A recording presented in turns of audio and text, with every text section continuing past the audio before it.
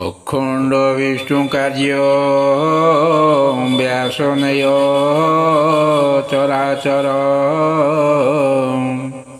तत्पदं दर्शितं येन तस्मै श्री लक्ष्मीयाय नमः।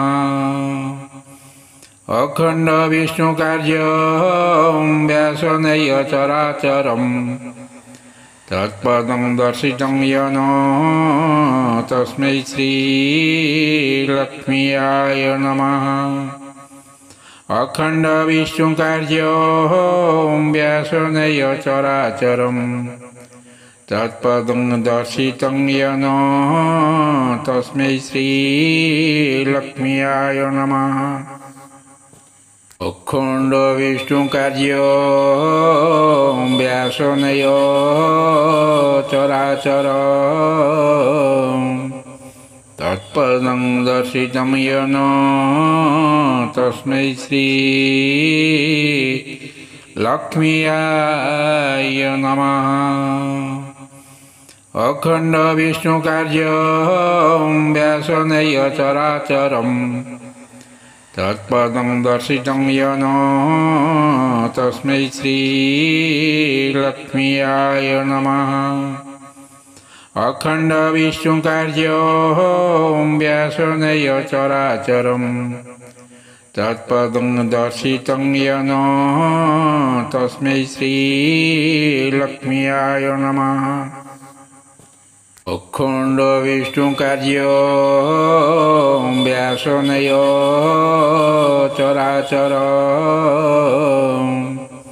तत्पदं दर्शितं येन तस्मै श्री लक्ष्मीयाय नमः। अखंड विष्णु कार्य व्यासनय चराचरम् तत्पदं दर्शितं येन तस्मै श्री लक्ष्मीयाय नमः।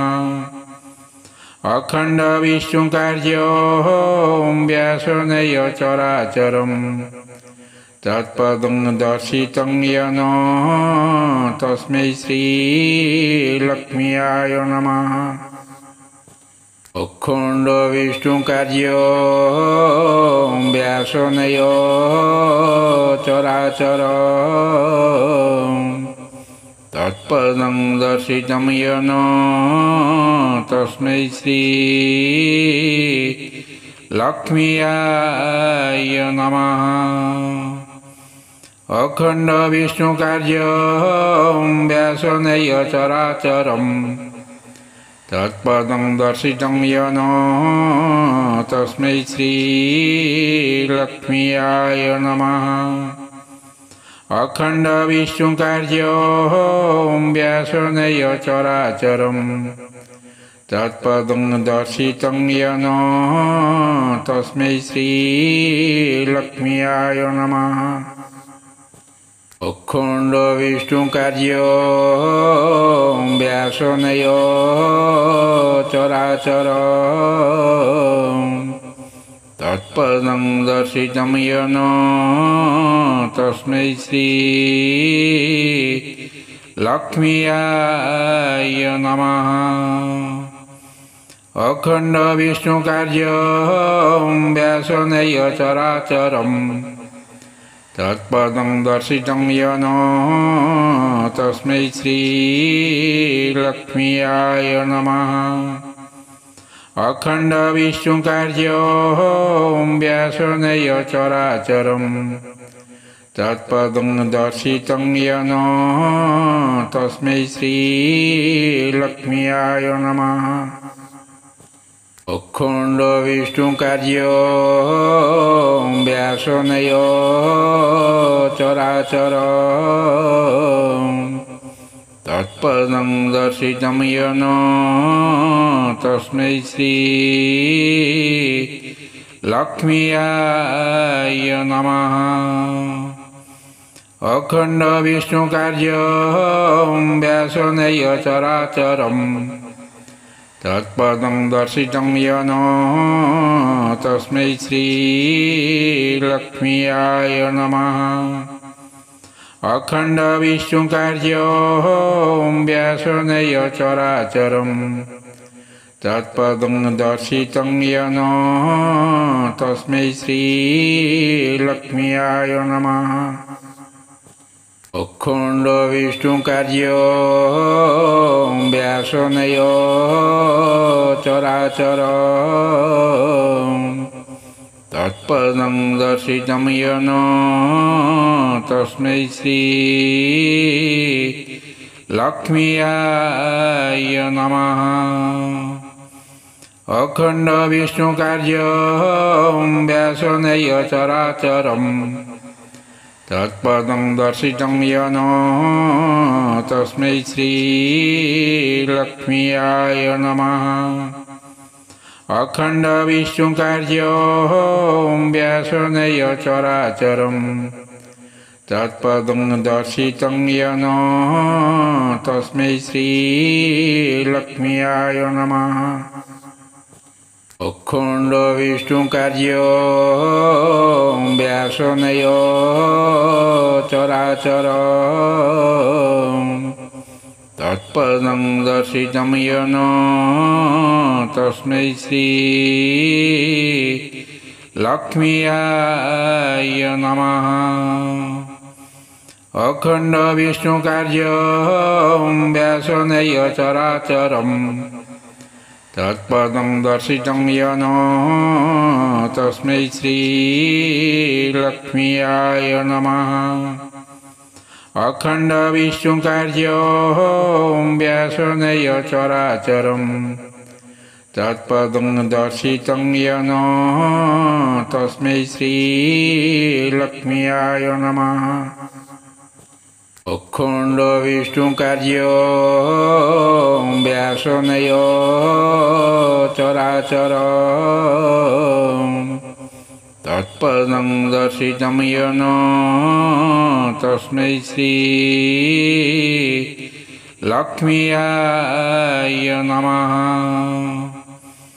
अखण्ड विष्णुकार्यं व्यासनेय चराचरं तत्पदं दर्शितं येन तस्मै श्रीलक्ष्म्याय नमः। अखण्ड विष्णुकार्यं व्यासनेय चराचरं तत्पदं दर्शितं येन तस्मै श्रीलक्ष्म्याय नमः। अखण्ड विष्णुकार्यं व्यासनेय चराचरं तत्पदं दर्शितं येन तस्मै श्रीलक्ष्म्याय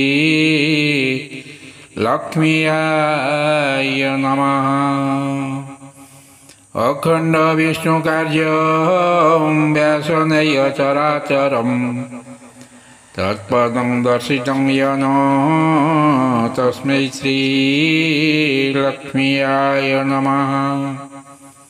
अखण्ड विष्णुकार्यं व्यासनेय चराचरं तत्पदं दर्शितं येन तस्मै श्रीलक्ष्म्याय नमः। अखण्ड विष्णुकार्यं व्यासनेय चराचरं तत्पदं दर्शितं येन तस्मै श्रीलक्ष्म्याय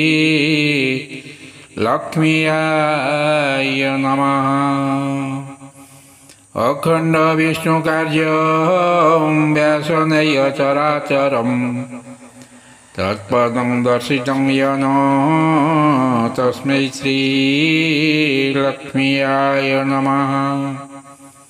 अखण्ड विष्णुकार्यं व्यासनेय चराचरं तत्पदं दर्शितं येन तस्मै श्रीलक्ष्म्याय नमः। अखण्ड विष्णुकार्यं व्यासनेय चराचरं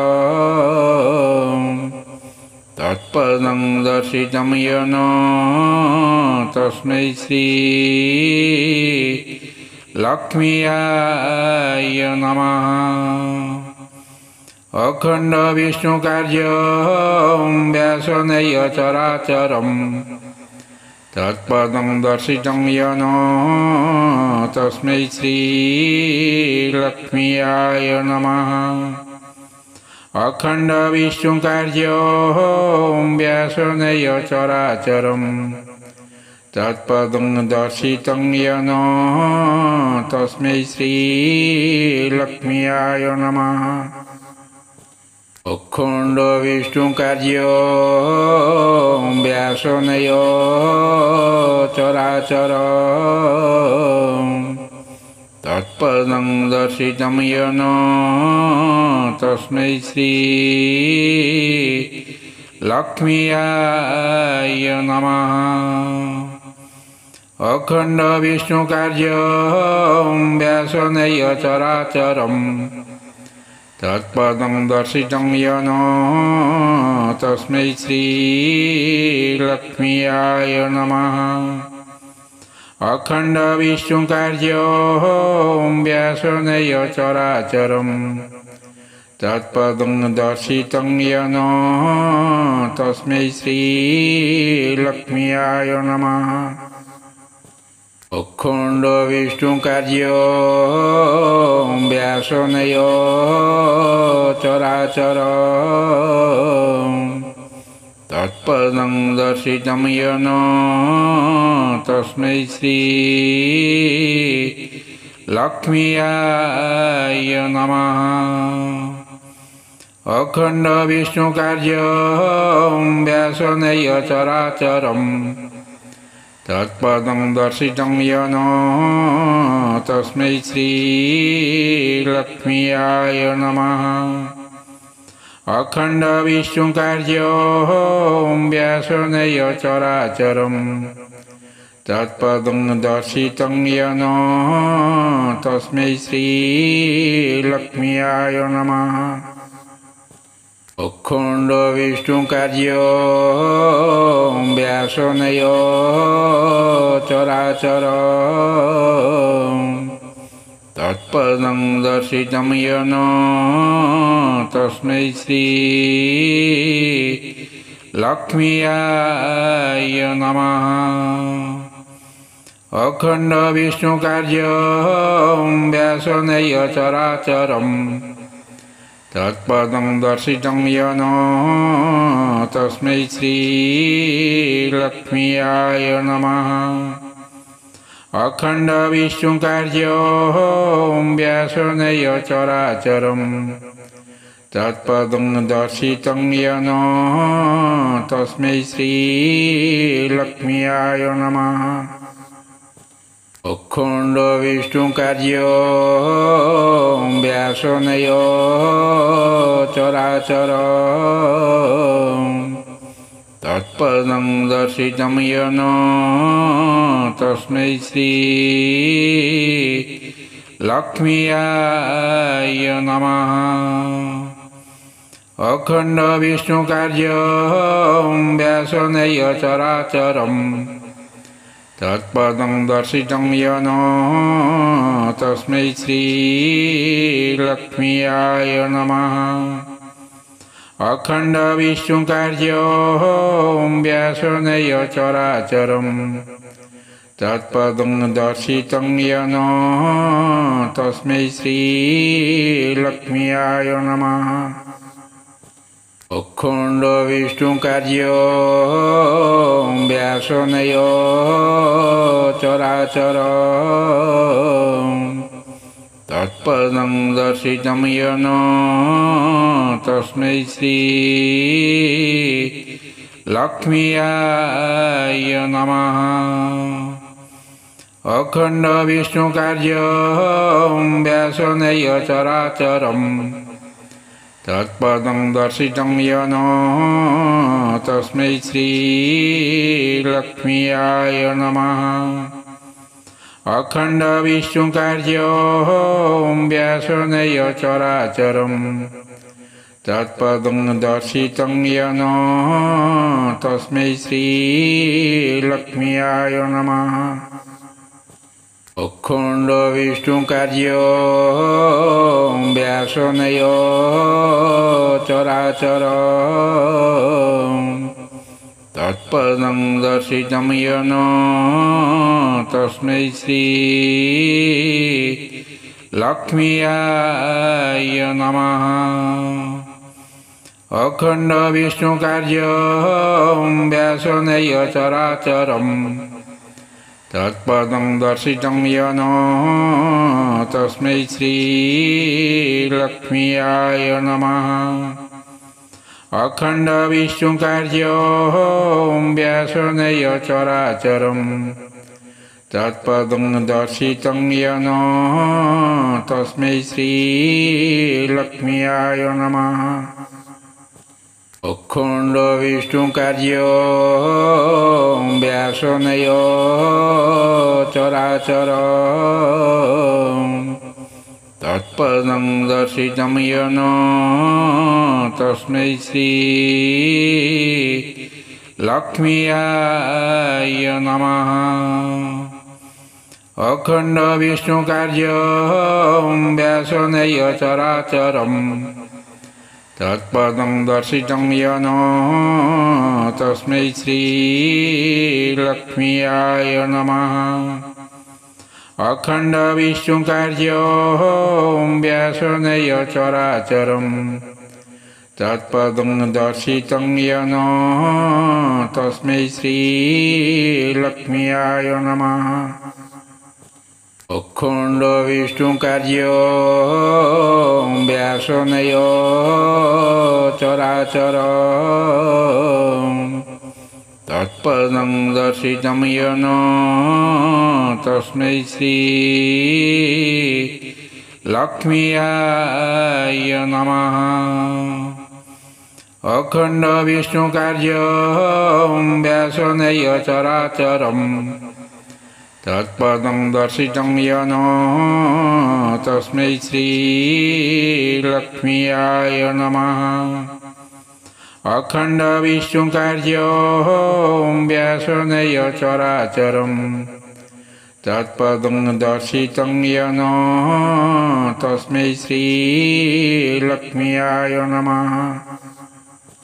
अखण्ड विष्णुकार्यो व्यासनय चराचर तत्पदं दर्शितं येन तस्मै श्री लक्ष्म्याय नमः। अखण्ड विष्णुकार्यो व्यासनय चराचरं तत्पदं दर्शितं येन तस्मै श्री लक्ष्म्याय नमः। अखण्ड विष्णुकार्यो व्यासनय चराचरं तत्पदं दर्शितं येन तस्मै श्री लक्ष्म्याय नमः। अखण्ड विष्णुकार्यो व्यासनय चराचर तत्पदं दर्शितं येन तस्मै श्री लक्ष्म्याय नमः। अखण्ड विष्णुकार्यो व्यासनय चराचरं तत्पदं दर्शितं येन तस्मै श्री लक्ष्म्याय नमः। अखण्ड विष्णुकार्यो व्यासनय चराचरं तत्पदं दर्शितं येन तस्मै श्री लक्ष्म्याय नमः। अखण्ड विष्णुकार्यो व्यासनय चराचर तत्पदं दर्शितं येन तस्मै श्री लक्ष्म्याय नमः। अखण्ड विष्णुकार्यो व्यासनय चराचरं तत्पदं दर्शितं येन तस्मै श्री लक्ष्म्याय नमः। अखंड विष्णु कार्यो व्यासनय चराचरम तत्पदं दर्शितं येन तस्मै श्री लक्ष्म्याय नमः। अखंड विष्णु कार्यो व्यासनय चराचरम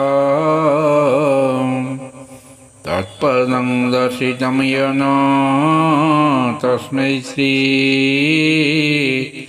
लक्ष्म्याय नमः। अखंड विष्णु कार्यो व्यासनय चराचरम तत्पदं दर्शितं येन तस्मै श्री लक्ष्म्याय नमः। अखंड विष्णु कार्यो व्यासनय चराचरम तत्पदं दर्शितं येन तस्मै श्री लक्ष्म्याय नमः। अखंड विष्णु कार्यो व्यासनय चराचरम तत्पदं दर्शितं येन तस्मै श्री लक्ष्म्याय नमः। अखंड विष्णु कार्यो व्यासनय चराचरम तत्पदं दर्शितं येन तस्मै श्री लक्ष्म्याय नमः। अखंड विष्णु कार्यो व्यासनय चराचरम तत्पदं दर्शितं येन तस्मै श्री लक्ष्म्याय नमः। अखंड विष्णु कार्यो व्यासनय चराचरम तत्पदं दर्शितं येन तस्मै श्री लक्ष्म्याय नमः। अखंड विष्णु कार्यो व्यासनय चराचरम तत्पदं दर्शितं येन तस्मै श्री लक्ष्म्याय नमः। अखंड विष्णु कार्यो व्यासनय चराचरम तत्पदं दर्शितं येन तस्मै श्री लक्ष्म्याय नमः। अखंड विष्णु कार्यो व्यासनय चराचरम तत्पदं दर्शितं येन तस्मै श्री लक्ष्म्याय नमः। अखंड विष्णु कार्यो व्यासनय चराचरम तत्पदं दर्शितं येन तस्मै श्री लक्ष्म्याय नमः। अखंड विष्णु कार्यो व्यासनय चराचरम तत्पदं दर्शितं येन तस्मै श्री लक्ष्म्याय नमः। अखंड विष्णु कार्यो व्यासनय चराचरम तत्पदं दर्शितं येन तस्मै श्री लक्ष्म्याय नमः। अखंड विष्णु कार्यो व्यासनय चराचरम तत्पदं दर्शितं येन तस्मै श्री लक्ष्म्याय नमः। अखंड विष्णु कार्यो व्यासनय चराचरम तत्पदं दर्शितं येन तस्मै श्री लक्ष्म्याय नमः। अखंड विष्णु कार्यो व्यासनय चराचरम तत्पदं दर्शितं येन तस्मै श्री लक्ष्म्याय नमः। अखंड विष्णु कार्यं व्यासेनैव चराचरम् तत्पदं दर्शितं येन तस्मै श्रीलक्ष्म्याय नमः। अखंड विष्णु कार्यं व्यासेनैव चराचरम् तत्पदं दर्शितं येन तस्मै श्रीलक्ष्म्याय नमः। अखंड विष्णु कार्यं व्यासेनैव चराचरम् तत्पदं दर्शितं येन तस्मै श्रीलक्ष्म्याय नमः।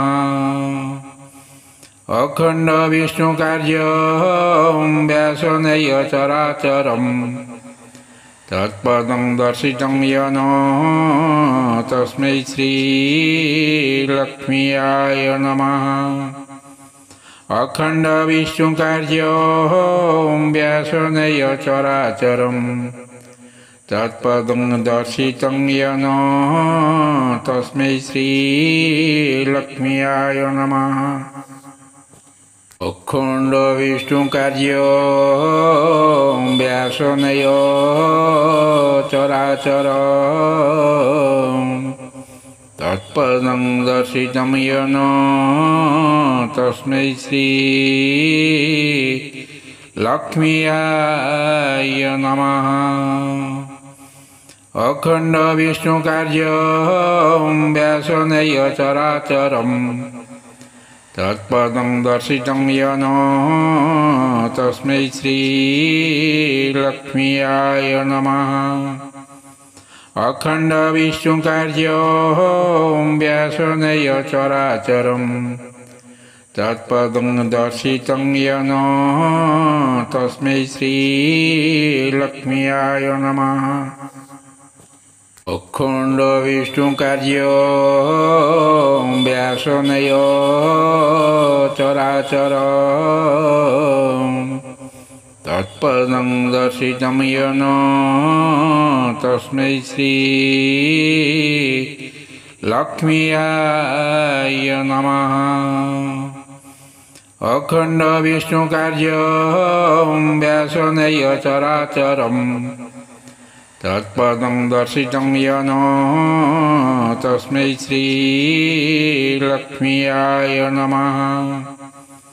अखंड विष्णु कार्यं व्यासेनैव चराचरम् तत्पदं दर्शितं येन तस्मै श्रीलक्ष्म्याय नमः। अखंड विष्णु कार्यं व्यासेनैव चराचरम् तत्पदं दर्शितं येन तस्मै श्रीलक्ष्म्याय नमः। अखंड विष्णु कार्यं व्यासेनैव चराचरम् तत्पदं दर्शितं येन तस्मै श्रीलक्ष्म्याय नमः। अखंड विष्णु कार्यं व्यासेनैव चराचरम् तत्पदं दर्शितं येन तस्मै श्रीलक्ष्म्याय नमः। अखंड विष्णु कार्यं व्यासेनैव चराचरम् तत्पदं दर्शितं येन तस्मै श्रीलक्ष्म्याय नमः।